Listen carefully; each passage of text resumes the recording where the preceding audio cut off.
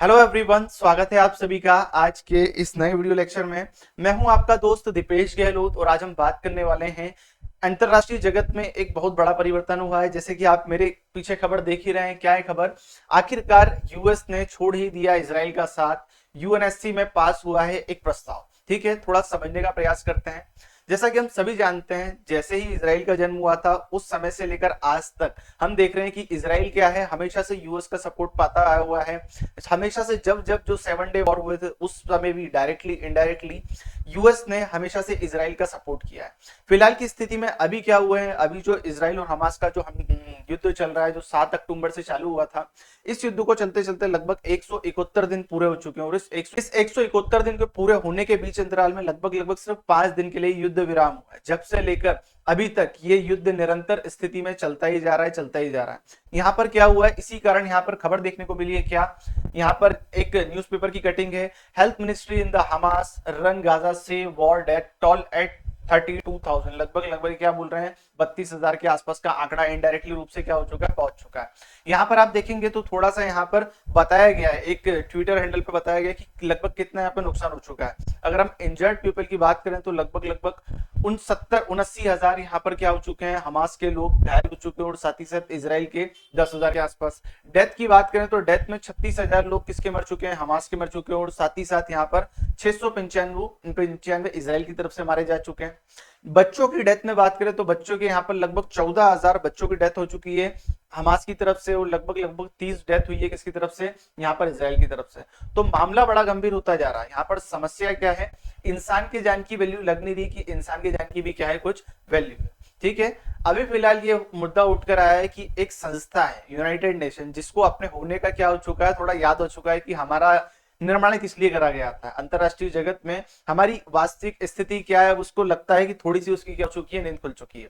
मुझे ऐसा लग रहा है। यूएन एक ऐसी संस्था है जो 1945 में सेकेंड वर्ल्ड वॉर के बाद बनाई गई थी। सेकेंड वर्ल्ड वॉर में देश पूरी पृथ्वी के अंदर अथाह नुकसान हुआ था, लाखों लाखों लोगों की जान गई थी। तो उस स्थिति में इस संस्था का निर्माण करा गया था और ऐसा बोला गया था कि अभी इस संस्था का निर्माण करा जा रहा है जिससे कि भविष्य में जो अभी युद्ध हो चुका है, जितना नुकसान अभी हुआ है, भविष्य में ऐसे कुछ युद्ध ना हो।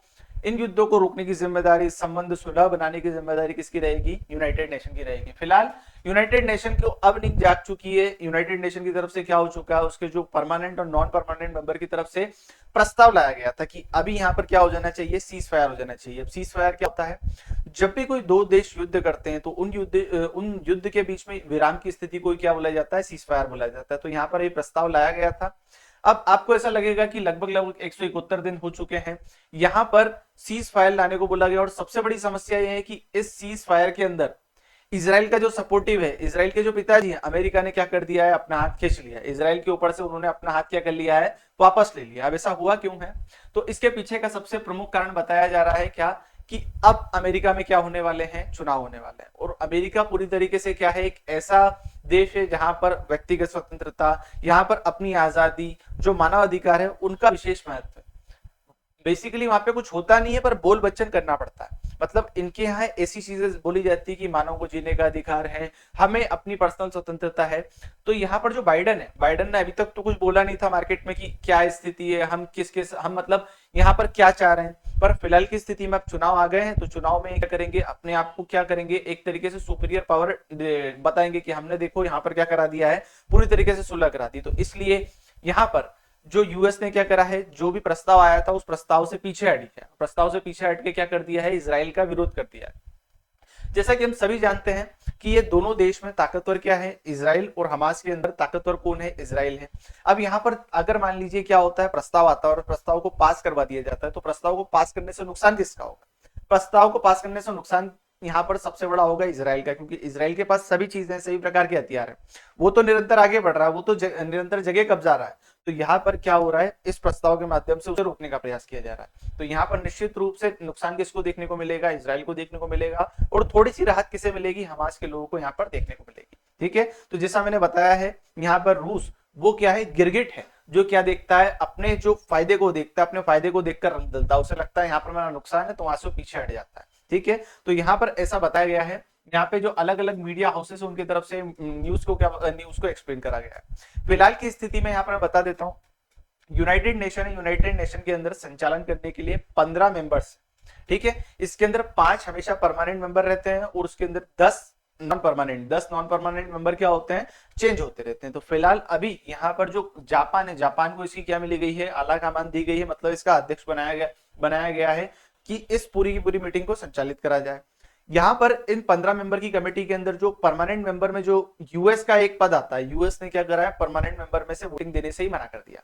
तो लगभग 14 मेंबर्स ने यहाँ पर क्या करी है, वोटिंग दी है और इस प्रस्ताव को पास कर दिया है कि यहाँ पर क्या कर दिया जाए, सीज फायर कर दिया जाए, युद्ध को विराम कर दिया जाए, ठीक है। अब यहाँ पर इस तरीके से जापान ने अपने प्रेसिडेंट के पद को प्रयोग करते हुए इस बिल को क्या करवा दिया है, पास करवा दिया है।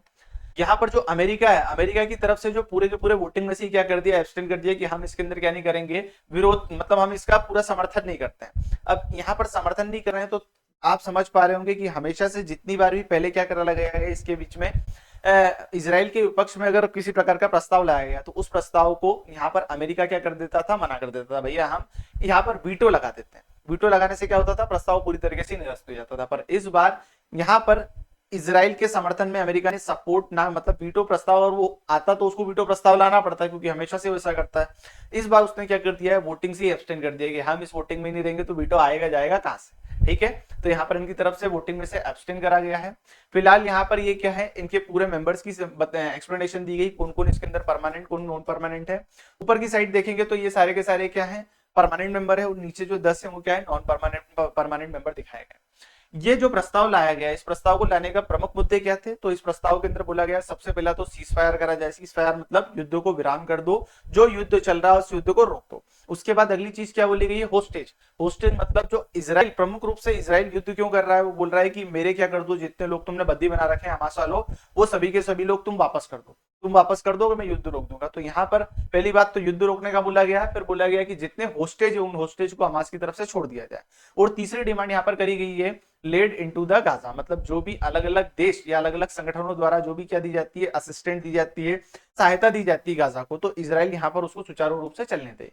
ये 3 तरीके की यहाँ पर डिमांड देखने को मिली है। चाइना ने अपना क्या करा है, यहाँ पर मत प्रस्तुत करा है, क्या, टू लेट फॉर सम, मतलब यहाँ पर थोड़ी सी देरी कर दी, दे रहा है दुरुस्त है। जो यूनाइटेड नेशन के एक अध्यक्ष हैं एंटोनियस गुटेरस, उनने क्या करा है, यहाँ पे एक्सप्लेनेशन करी है कि भैया यहाँ पर गाजा का युद्ध अंत होना चाहिए, साथ में जो भी होस्टेज है, होस्टेज मतलब बंदियों को रिहा किया जाना चाहिए, और साथ ही साथ अब यहाँ पर हमें एक बड़ी पिक्चर के रूप में इसे देखना चाहिए, एक पूरे विस्तृत रूप में देखना चाहिए, जो भी यहाँ पर नुकसान हुआ उस नुकसान की भरपाई करने के लिए प्रयत्न यहाँ पर कर। 1 महीने पहले भी मैंने क्या करी है, यहाँ पर ये न्यूज एक्सप्लेन करी थी क्या, कि जैसे जैसे आप जैसे कि 1948 से देखेंगे कि धीरे धीरे जब इजराइल का जन्म हुआ था, तो इजराइल के जन्म के समय से धीरे धीरे क्या कर रहा था, वो फिलिस्तीन के ऊपर कब्जा करना उसने शुरू कर दिया था। फिलिस्तीन के ऊपर कब्जा करता तो उसके यहाँ पर युद्ध होता, लड़ाई झगड़े होते, तो उस कंडीशन में हमेशा नुकसान किसको देखने को मिलता था, फिलिस्तीन को देखने को मिलता था।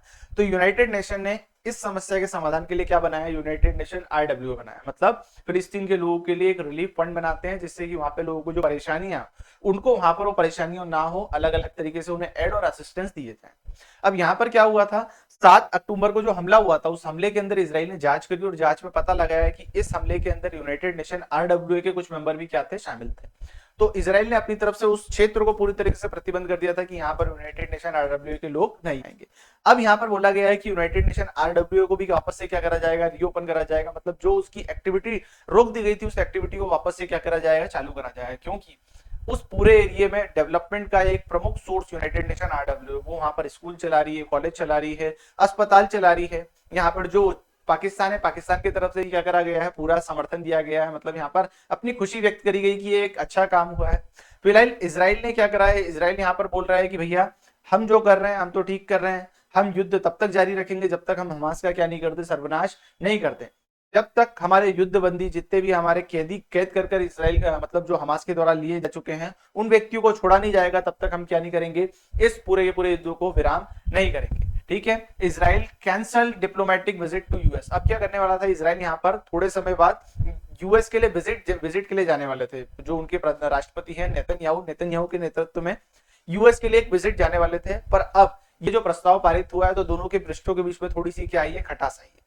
अमेरिका का तो ये नियम है, जब जब वो देखता है कि उसको नुकसान पहुंच रहा है, किसी भी देश को किसी भी तरीके से, किसी भी देश से अगर उसे नुकसान पहुंचता है तो वहां से संबंध विच्छेद कर लेता है। ऐसा ही अभी उसने किसके साथ करा है, यहाँ पर इसराइल के साथ में करा है। देखिए हमारे साथ भी उसने करा था।